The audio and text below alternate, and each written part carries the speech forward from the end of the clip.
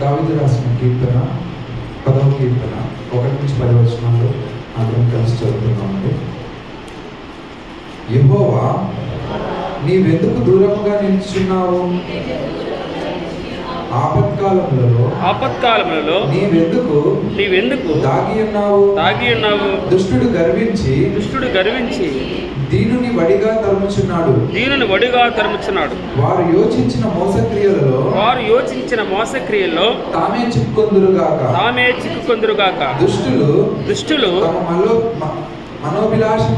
తమ మనోభిలాషను బట్టి అతిశయపడుదురు.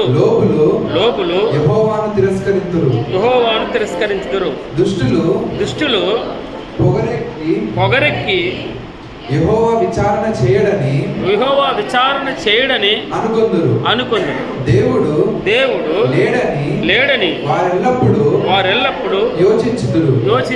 వారెల్లప్పుడు భయము మానుకొని ప్రవర్తింతురు.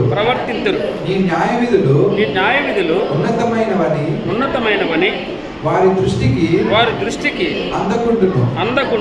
వారు తమ శత్రువులనందరినీ చూచి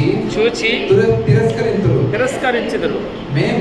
మేము కదల్చబడము తరతరముల వరకు ఆపద చూడము అని వారు తమ హృదయములలో అనుకొందురు.